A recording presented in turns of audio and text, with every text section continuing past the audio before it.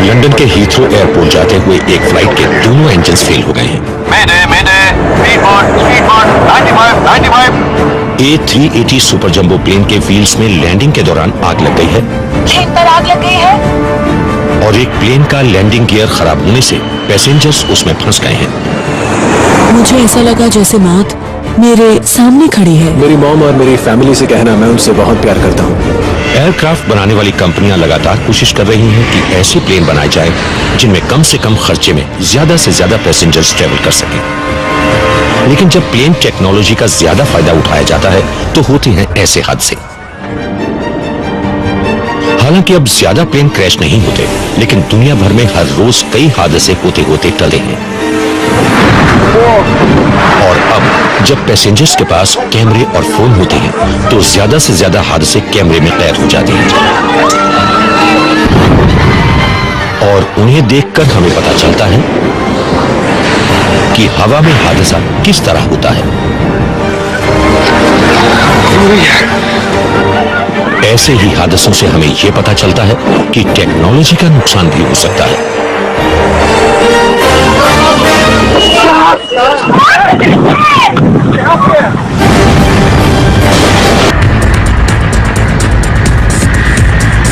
इक्कीस सितंबर 2005 को एक jet blue Airbus A320 New York जाने के लिए उड़ी। इस एयरक्राफ्ट की एक खासियत यह है कि इसमें पैसेंजर्स फ्लाइट में टीवी भी देख सकते हैं। इस फ्लाइट के एक पैसेंजर डेव राइनिट्स ने सोचा, क्यों ना इस खूबसूरत सफर को कैमरे में कैद किया जाए। मैं प्लेन में बैठा, मुझे बहुत अच्छी सीट मिली। मैंने अपना सामान रखा, आराम से बैठ गया। मैं आराम से सोते हुए न्यूयॉर्क जाना चाहता था। टेक ऑफ के तुरंत बाद फ्लाइट क्रू को लगा कि प्लेन में कोई दिक्कत आ गई है। क्या प्रॉब्लम हो गई है? प्लेन के गियर में दिक्कत आ गई है। फ्लाइट में 145 पैसेंजर्स हैं। एशली वॉकर उस वक्त उसी फ्लाइट में थी जब पायलट ने पैसेंजर्स को यह खौफनाक खबर सुनाई। जब पायलट ने यह कहा कि हो सकता है कि कुछ घंटों में आपकी जान चली जाए, तो ऐसा लगा जैसे मैं कुछ अजनबियों के साथ एक कमरे में बंद हूँ और मौत का इंतजार कर रही हूँ। कैप्टन को समझ नहीं आ रहा था कि प्लेन का लैंडिंग गियर काम क्यों नहीं कर रहा। इस दिक्कत को समझने के लिए उन्होंने प्लेन लॉन्ग बीच की तरफ मोड़ लिया। पायलट को पता ही नहीं था कि क्या हो रहा है। उन्हें होशियार रहना होता है। दूसरे एयरपोर्ट पर मौजूद एयर ट्रैफिक कंट्रोलर्स के हिसाब से उड़ना होता है। कंट्रोल टावर ही उन्हें डायरेक्शन देता है। टावर और एक लोकल न्यूज हेलीकॉप्टर को प्लेन में आई दिक्कत का पता चल गया कि खतरा जितना लग रहा था उससे ज्यादा बड़ा है। फ्लाइट में हम इस इंतजार में थे कि हमें कुछ और इन्फॉर्मेशन मिलेगी। तभी मैंने अपने सामने चल रहे टीवी में देखा कि हवा में एक प्लेन का लैंडिंग गियर खराब हो गया है। इस बात का पता चला कि ये हमारा ही प्लेन है तो मेरे होश ही उड़ गए। लैंडिंग गियर सिर्फ नीचे नहीं हुआ था, 90 डिग्री पर मुड़ गया था। लैंडिंग गियर में बहुत बड़ी खराबी आ गई थी और अब सारे पैसेंजर्स को यह पता लग गया था। जब हमने अपने आप को टीवी पर देखा तो हमें और ज्यादा डर लगने लगा। इसके बाद तो मुझे लगा अब बचने की कोई उम्मीद नहीं है। मैं अपने ही प्लेन के लैंडिंग गियर में आई खराबी को टीवी पर देख रहा हूँ। विश्वास नहीं हो रहा कि यह खबर उसी प्लेन की है जिस पर मैं सवार हूँ। मैं बहुत डर गया था। मुझे लगा आज तो मैं गया। पायलट कैप्टन स्कॉट बक ने तय किया कि वो प्लेन को लॉस एंजलिस इंटरनेशनल एयरपोर्ट ले जाएंगे क्योंकि वहां का रनवे काफी लंबा है और वहां की इमरजेंसी सर्विसेज भी काफी अच्छी हैं। लेकिन प्लेन को लैंड कराने से पहले उन्हें ज्यादा से ज्यादा फ्यूल खर्च करना होगा ताकि प्लेन का वजन कम हो जाए और इसमें कई घंटे लगेंगे। इस प्लेन में ऐसा सिस्टम नहीं था जिससे फ्यूल निकाला जा सके, इसलिए प्लेन को उड़ाकर ही उन्हें फ्यूल खर्च करना होता है। पैसेंजर्स को लग रहा था कि जैसे उनकी जिंदगी अब खत्म होने ही वाली है। ऐसा लग रहा था जैसे हम मौत का इंतजार कर रहे हैं और मौत का इंतजार करना बहुत दर्दनाक होता है, बहुत ही ज्यादा दर्दनाक। वो 2 घंटे बहुत भारी थे। अगर मुझे कुछ हो जाए तो सबका ख्याल रखना, मेरी मम्मी का, मेरी फैमिली का। उनसे कहना कि मैं उनसे बहुत प्यार करता हूँ। I love you. इस फ्लाइट के पैसेंजर्स की जिंदगी अब पायलट्स के हाथ में थी। प्लेन का ज्यादातर फ्यूल अब खर्च हो गया था और वो अब लैंडिंग कर सकते थे। इसके लिए उन्होंने दूसरे पायलट से सलाह मांगी। तुम कैसे हो? पता नहीं क्या होने वाला है। आज मेरी जिंदगी का सबसे बुरा दिन है। प्लेन के अगले हिस्से को ज्यादा ऊपर की तरफ मत रखिए, क्योंकि इससे एयर स्पीड कम हो जाएगी और वो एकदम से नीचे आ जाएगा। इसे बहुत ज्यादा नीचे लाना सही नहीं होगा। आप जहाँ हैं वहीं रहिए। हम रुके रहते, लेकिन ज्यादा देर तक मैं ऐसा नहीं कर सकता, इसलिए मैं नीचे आने की कोशिश कर रहा हूँ। पायलट्स कोशिश कर रहे हैं कि प्लेन के अगले हिस्से को जमीन से ऊपर रखकर रनवे पर लैंड किया जाए। उन्हें कोशिश करनी होगी कि प्लेन का वजन टूटे हुए पहियों पर न पड़े। उन्होंने किसी एक रो को प्लेन के पीछे वाले हिस्से की तरफ नहीं भेजा, बल्कि सबको प्लेन के पीछे की तरफ जाने को कह दिया। आप सारे बैग्स को पीछे की तरफ ले जा सकते हैं। हम बैग्स को तो पीछे ले ही जा रहे हैं। पहली 3 रोज को भी पूरा खाली कर चुके हैं हम। बहुत अच्छे स्कॉट, आप मेरी जगह क्यों नहीं आ जाते? घंटों तक नेशनल टेलीविजन पर खुद को जिंदगी और मौत के बीच झूलता हुआ देखने के बाद अब इन पैसेंजर्स को सामना करना था अपनी जिंदगी के सबसे बड़े खतरे का। टीवी बंद कर दिए गए थे और प्लेन बस लैंडिंग की कोशिश करने वाला था। अब सिर्फ थोड़ा ही फ्यूल बचा है। अपर ई कैम में 10,000 दिखा रहा है। मुझे लगता है कि अब हमें लैंडिंग की कोशिश करनी चाहिए। आपको क्या लगता है? अभी नहीं तो कभी नहीं। जब कैप्टन ने कहा लैंडिंग के लिए तैयार हो जाइए, तो सबकी सांस अटक गई।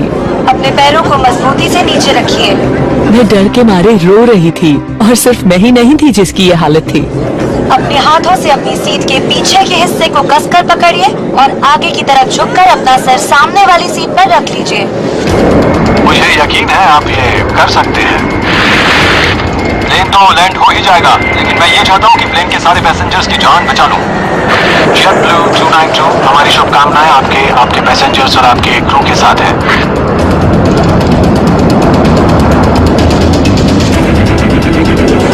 पकड़िए, पकड़ कर रखिए, जोर से। जैसे ही ये प्लेन लैंड करेगा, सब लोग प्रे कीजिएगा। जब ये नोज गियर जमीन को छुएगा तो कुछ भी हो सकता है। जैसे ही प्लेन के अगले हिस्से ने जमीन को छुआ, एकदम से पता चल गया, क्योंकि प्लेन जोर से हिलने लगा, जोर से।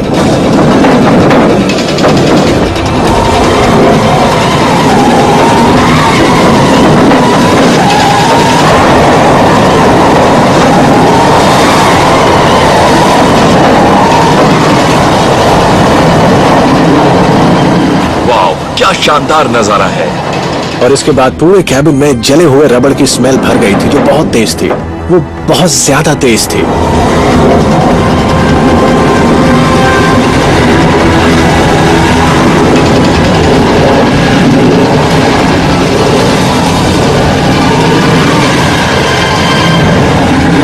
मुझे लगता है पायलट ने सबकी जान बचा ली। बहुत ही अच्छी लैंडिंग हुई है। खतरा टल गया और फिर प्लेन रुक गया। ऐसा लगा सब कुछ थम गया। हम प्लेन में ही थे और वहां एकदम सन्नाटा छा गया। बहुत ही अच्छी लैंडिंग हुई है। और फिर सभी बैठे लोग जोर से चिल्लाए, ये!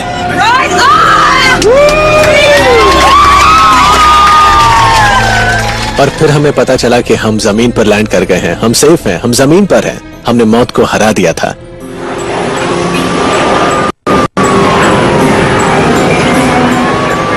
प्लेन से उतरकर हर कोई उस व्हील को देख रहा था, जिसकी वजह से हम इतने घंटे परेशान हुए। इस तरह लैंड करने की वजह से प्लेन के व्हील्स पूरी तरह टूट गए थे। हैरानी की बात है कि किसी को भी चोट नहीं आई, लेकिन जैसे ही सारे पैसेंजर्स उतर गए, इन्वेस्टिगेटर्स ने इस बात की जांच शुरू की कि प्लेन में क्या गड़बड़ हुई थी। सबसे पहले उन्होंने फ्रंट लैंडिंग गियर को चेक किया। उसके अंदर एंटी रोटेशन लग्स होते हैं, जिससे व्हील असेंबली लैंडिंग के दौरान फॉरवर्ड फेसिंग पोजीशन में रहती है, जैसे रहनी चाहिए। JetBlue 292 के लग्स मेटल में क्रैक आने की वजह से टूट गए थे, और इसलिए प्लेन के व्हील सीधे रहने की बजाय राइट एंगल पर मुड़ गए थे। लैंडिंग गियर किसी दूसरे तरीके से व्हील को सही पोजीशन में नहीं ला सकता था, क्योंकि वो जैम हो गया था और फ्लाइट में मौजूद क्रू कुछ नहीं कर सकता था। एक्सीडेंट की रिपोर्ट में कहा गया कि ऑटोमेटेड सिस्टम्स और मेंटेनेंस टेस्टिंग में बदलाव होने चाहिए। इनमें से ही किसी की वजह से यह नुकसान हुआ है। इसके बाद एयरबस ने लैंडिंग गियर के डिजाइन को ठीक किया और सारे A320s के लैंडिंग गियर बदल दिए। क्रू की समझदारी की वजह से एक बड़ा हादसा होते होते टल गया और सब बच गए। उन्हें अच्छे से पता था कि प्लेन में क्या दिक्कत आई है। उनके पास ग्राउंड से और एक दूसरे से मदद लेने का काफी टाइम था। उनके पास लैंडिंग की तैयारी के लिए भी काफी टाइम था। तो इस तरह सदर्न कैलिफोर्निया के किसी भी एयरपोर्ट पर लैंडिंग करने के लिए काफी टाइम था उनके पास। जेट ब्लू 292 पूरी एविएशन इंडस्ट्री के लिए एक सबक है, जो एयरक्राफ्ट को और ज्यादा कॉम्प्लेक्स बनाते जा रहे हैं। कई बार एक छोटे से पुर्जे के खराब होने से भी बड़े बड़े हादसे हो जाते हैं, लेकिन प्लेन के किसी पुर्जे के डिजाइन में ही दिक्कत हो तो पैसेंजर्स की जान सिर्फ पायलट जा सकते हैं। 17 जनवरी 2008 ब्रिटिश एयरवेज की फ्लाइट 38 रात भर उड़ान भरने के बाद बीजिंग से हीथ्रो एयरपोर्ट आ रही है। ये बोइंग 777 एयरक्राफ्ट 1 मिनट में लैंड करने वाला है। एक बिजनेस ट्रिप से घर लौट रहे स्कल्पटर पॉल स्टैफर्ड इसी फ्लाइट में है। वो बहुत ही लंबी और बोरिंग फ्लाइट थी। बीजिंग से लंदन आने में हमें 11 घंटे लगे। वहां मैं बीजिंग की एक यूनिवर्सिटी में पोस्ट ग्रेजुएट स्टूडेंट्स को पढ़ाने अक्सर जाता रहता हूं। लेकिन अक्सर ऐसा नहीं होता कि लैंडिंग से 60 सेकंड पहले प्लेन का इंजन फेल हो जाए। कैप्टन इयन हॉलिंगवर्थ हमें इस सिम्युलेटर से समझाएंगे कि उस दिन क्या हुआ था।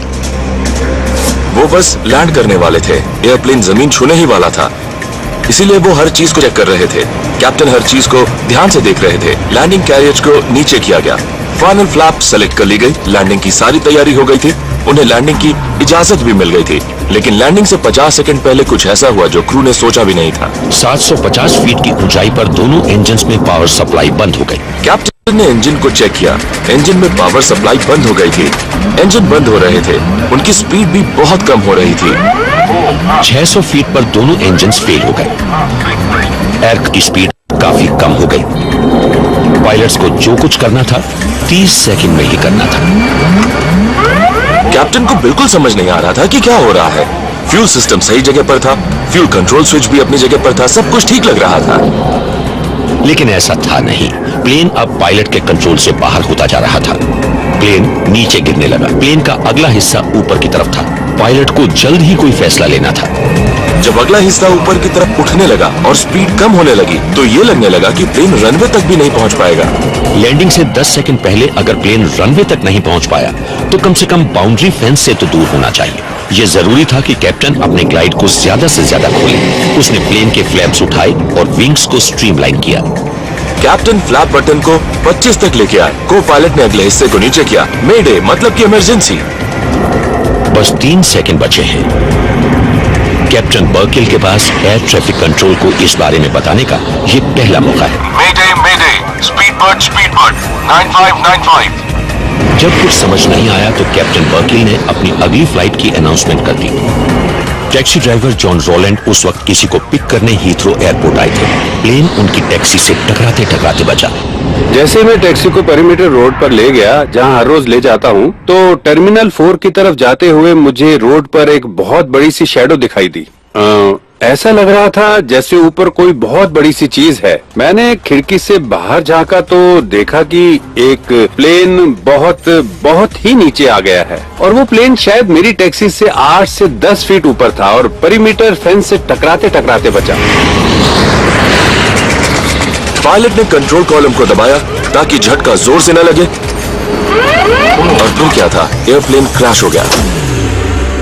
फ्लाइट BA-38 रनवे के पास ही गिर गई और ऑक्सीजन मास्क निकलकर मेरे सामने आ गए। सबके ऑक्सीजन मास्क निकल गए। ऊपर जो लॉकर्स थे वो खुल गए। सबका सामान इधर उधर गिर गया और प्लेन झटके से आगे की तरफ जाने लगा। मेरा सर आगे वाली सीट से जा टकराया और मेरे पैर पिछली सीट से, और मैं अपनी सीट से गिरने लगा। समझ नहीं आ रहा था कि हो क्या रहा है और फिर 10 सेकंड में ही वहां पर मौजूद हर कोई बुरी तरह से डर गया था। मैं प्लेन का कैप्टन बोल रहा हूँ। इमरजेंसी है, जल्दी से प्लेन खाली कीजिए। प्लेन रनवे के बिल्कुल नजदीक लैंड किया गया था, जहां से रनवे बस कुछ ही दूर पर था। वो खाली जगह थी, वहां पर कुछ भी नहीं था और सारे बच गए। और ऐसा इसलिए हुआ क्योंकि पायलट ने काफी समझदारी दिखाई। पायलट ने सूझबूझ दिखाते हुए प्लेन को ऐसी जगह गिराया जहां उसे खिसकने के लिए 164 फीट जगह मिल गई। इसके बाद पैसेंजर्स को इस प्लेन से निकाला गया। एक पैसेंजर ने उन लम्हों को कैमरे में कैद किया। उस वक्त बिल्कुल सन्नाटा छा गया था। समझ नहीं आया कि आखिर हुआ क्या है। मैं एयरप्लेन से थोड़ी सी दूर गया और मैंने देखा कि बड़ा सा 777 एयरप्लेन टूटकर पूरी तरह से जमीन पर गिरा हुआ था। 47 लोगों को चोट लगी, लेकिन क्रू की समझदारी की वजह से किसी की जान नहीं गई। दुनिया भर में 1000 से भी ज्यादा 777 है, लेकिन ये पहला है जिसकी इतनी बुरी हालत हुई है। ऐसा पहली बार हुआ था जब एक 777 बर्बाद हो गया था, और इस तरह के हादसे कभी कभार ही होते हैं। क्योंकि प्लेन के दोनों इंजन्स की पावर सप्लाई एक साथ बंद हुई थी, इसलिए इन्वेस्टिगेटर्स ने फ्यूल सिस्टम की जांच शुरू की। फ्यूल सिस्टम को देखने के बाद हमने सोचा कि आखिर हो क्या सकता है। पहला ये कि क्या फ्यूल खत्म हो गया था, पर ऐसा नहीं था। क्योंकि टैंक्स में तो काफी सारा फ्यूल था। क्या फ्यूल में कोई चीज मिल हो गई थी? कहीं कोई फ्यूल टैंक में कोई लिक्विड केमिकल तो नहीं चला गया? तो हमने इस तरह की बहुत सी बातों की जांच शुरू कर दी थी। बीजिंग से वेस्ट की तरफ जाते हुए बाहर का टेम्परेचर एकदम -85 डिग्री हो जाता है। इतने टेम्परेचर पर जेट फ्यूल तो फ्रीज नहीं होता, लेकिन पानी फ्रीज हो जाता है, और फ्यूल में एक छोटी सी मात्रा पानी की भी होती है। तो क्या फ्यूल में जो पानी था उसके फ्रीज होने से सिस्टम ब्लॉक हो गया? इस सवाल का जवाब जानने के लिए इन्वेस्टिगेटर्स फ्लोरिडा की एलिमेंट मटेरियल्स टेस्टिंग लैब में गए। वो चाहते थे कि एयरक्राफ्ट के फ्लो सिस्टम में जो कुछ होता है, जैसे भी हालात पैदा होते हैं, वैसे ही हालात दोबारा पैदा कर दिए जाए। इस साइंटिस्ट ने एक विग बनाया जिससे ये समझा जा सके कि 777 के फ्यूल सिस्टम में क्या दिक्कत आई थी। फ्लाइट के दौरान फ्यूल में मौजूद पानी जम गया था, और इसमें कोई बड़ी बात नहीं थी, ऐसा हो जाता है। फिर ये आइस पार्टिकल्स उन पाइप्स की वॉल से चिपक गए जो इंजन्स में फ्यूल ले जाते हैं। जब फ्यूल पाइप्स में से जा रहा था तो आइस के कुछ टुकड़े टूट गए, लेकिन एक फिल्टर की वजह से वो इंजन तक नहीं पहुंच पाए। यहाँ पर हमारा मेन फ्यूल टैंक है जिसमें 4000 गैलन्स जेट फ्यूल है, जिसका टेम्परेचर -40 है। इस चैम्बर में लिक्विड नाइट्रोजन है जो फ्यूल को ठंडा रखता है, और यहाँ पर वाटर इंजेक्शन सिस्टम है जो पानी को फ्यूल में जाने देता है। यहाँ पर एक विजुअल इंडिकेशन है जिससे हमें पता चल रहा है इस सिस्टम में आइस है, और ये एक फिल्टर है जो हमारी टेस्ट आइटम है। टेस्ट रिग की वजह से इन्वेस्टिगेटर्स ये तो देख पा रहे थे कि BA-38 की पूरी जर्नी के दौरान फ्यूल का फ्लो कैसा था। ये देखना तो आसान था, लेकिन फ्लाइट में जो हुआ वैसा कुछ दोबारा हो जाए ऐसा नहीं हो सकता था। लेकिन क्या दिक्कत हुई ये पता लगाना जरूरी था, ताकि किसी और 777 के साथ ऐसा हादसा न हो जाए। इस एक्सपेरिमेंट को 2 साल तक बार बार रिपीट किया गया, तब जाकर कामयाबी मिली। जैसे ही फ्लाइट नॉर्दर्न एशिया से निकली, उसके इंजन्स की फ्यूल डिमांड काफी कम हो गई, और ऐसे हालात में छोटे छोटे टुकड़ों में टूटने की बजाय आइस फ्यूल सिस्टम में ही इकट्ठी होती गई, और किसी कारण वो टुकड़े एक दूसरे से चिपकते गए और आइस के बड़े बड़े टुकड़े बनते गए। आइस इतनी चिपचिपी हो गई थी कि हर चीज से चिपकी जा रही थी, और फिर जब आइस के टुकड़े एक दूसरे से चिपकने के बाद बड़े होते गए तो वो सिस्टम में घुस गए। और जब वो हीथ्रो एयरपोर्ट पहुंचे और इंजन्स में फ्यूल भेजा गया तो उसमें ये बड़े बड़े आइस के टुकड़े भी आ गए जो फिल्टर से जाकर टकराए। फिल्टर आइस को पिघला नहीं पा रहा था, लिहाजा वो ब्लॉक हो गया। देखिए, जैसे ही फिल्टर को खोला जा रहा है, बहुत सारे आइस के क्रिस्टल्स फिल्टर के बाहर चिपक रहे हैं, जिससे कि फिल्टर ब्लॉक हो सकता है और फिर इंजन बंद हो सकता है।